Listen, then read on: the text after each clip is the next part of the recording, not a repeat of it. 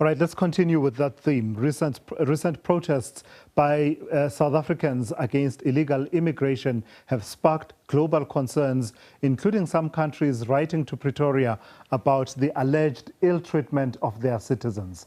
Some of the countries that have complained include Nigeria and Ghana. Let's take the discussion forward. I'm joined now by SABC News specialist correspondent Sophie Mkwena. Good evening to you, our Sophie. So it's been very interesting watching what ordinarily looks like a domestic policy issue increasingly becoming an international issue, especially on the African continent, with reactions ranging from advisories to those countries' nationals in South Africa to a démarche in Ghana, a meeting in Nigeria, and now there's comments coming through from Nigeria. Well, of course, when you deal with foreign nationals in any country, it becomes an international matter or a continental matter or a regional matter based on the nationals that are involved or the countries that are affected.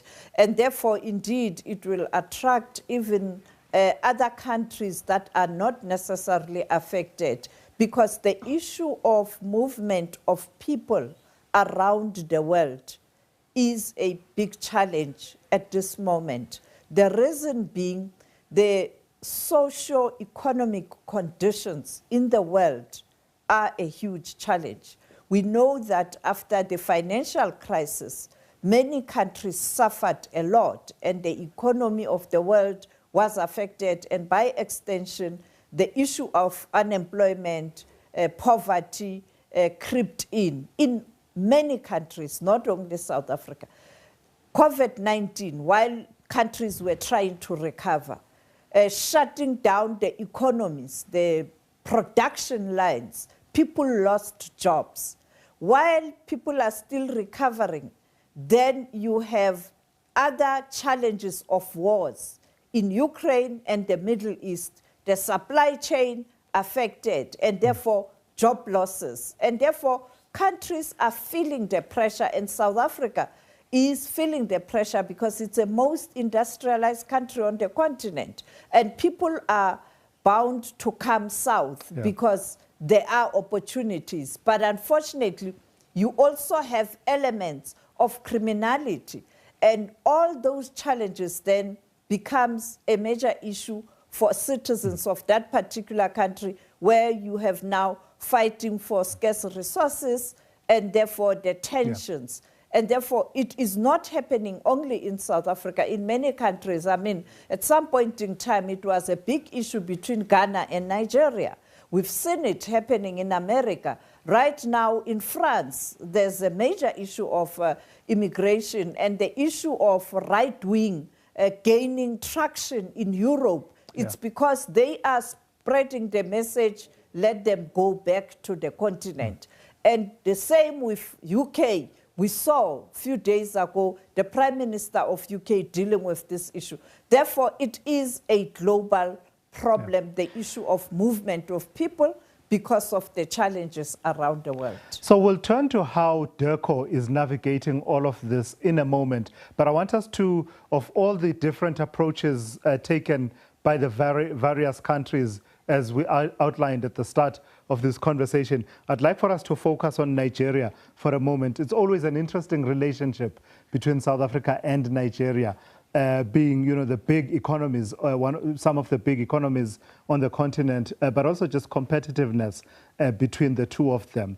But it's interesting that it seems to me, and you'll correct me if I'm wrong, that in this moment of trying to understand what exactly is happening in South Africa and how is it affecting Nigerians who are in South Africa, that perhaps there's a pathway to heighten diplomatic engagement. If you look at the meeting that happened in Nigeria, and now we're hearing of a delegation coming, as well as what you're about to tell us about a new ambassador that is being sent to South Africa.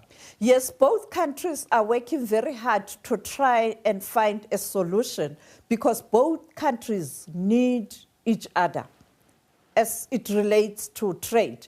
South Africa is the most industrialized country. We are exporting lots of machinery from South Africa and agricultural products.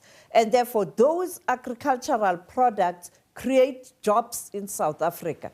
It's our market. Secondly, the machinery. It is about manufacturing, because South Africa is the #1 manufacturer on the continent. And if you don't want to close the manufacturing industry, you must continue to have markets around the world, particularly on the continent. And therefore, they have to find a solution. But secondly, these are two powerful economies on the continent. South Africa, #1, and Nigeria, #2. At times, they alternate. It's Nigeria, 1/4, and South Africa, #2, yes, including countries such as Egypt. And therefore, it is important to talk. And that's why this serious diplomatic engagement. And now today, we saw breaking news in the afternoon. At the moment, there's no High Commissioner of Nigeria in Pretoria, as an acting High Commissioner, as you saw him. Now there's an announcement that a permanent or ambassador designate or High Commissioner designate is coming now. And he did post on social media quite promising comments where he expressed the view that he was supposed to be posted in Germany, but he chose to come to South Africa. He requested that he rather come to South Africa because he feels that he supports South Africa's international position, particularly on multilateralism and other issues. And therefore, in terms of his convictions and beliefs, it sounds like he's a good politician. He feels this country is a shining example at the global stage. And he resonates, these positions of South Africa at global level resonates with his conviction and his belief. And therefore, that was promising, even though there are kind of disturbing comments from the new Minister of Foreign Affairs, who was appointed on Friday, when he talks about the telephone conversation with Minister of International Relations.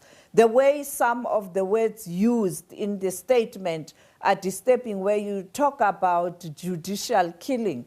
And it is almost similar to President Donald Trump's language as it relates to the Afrikaners, because there's no judicial killings in South Africa. It's this rising tension that leads to conflict and violence and criminality also coming in, opportunistic standoff, because it's election year, and therefore it's a complex matter. And therefore, I think South Africa would also feel aggrieved with the use of judicial killing. It's worth also, Sophie, to quote, and I have that tweet, that X post by the ambassador-designate to South Africa, Femi Fani-Kayode, who was meant, as you say, to have been deployed to Germany, but actually made representations to President Bola Tinubu to say, please send me to South Africa. And he says, quote, I also expressed the fact that I would rather serve in a country that shares some of my convictions,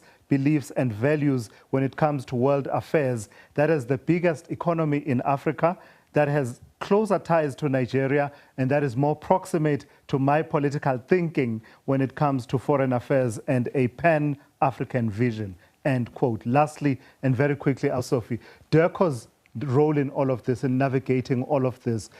We've touched on two countries in the main, Ghana, Nigeria, but I imagine that several conversations are being had, clarifying the South African position, as well as trying to calm waters where they seem to be stirring a bit diplomatically. Well, diplomacy, it's not for the weak and the faint at heart. It's people who understand that the world is very complex and no country is an island. And therefore, South Africa is engaging also other countries, because there was an attempt to have a wave of demarch in different countries. And that was going to be problematic in terms of the image of the country. So Minister Lamula is not sleeping, I guess, these days, engaging different people to try and deal with this issue.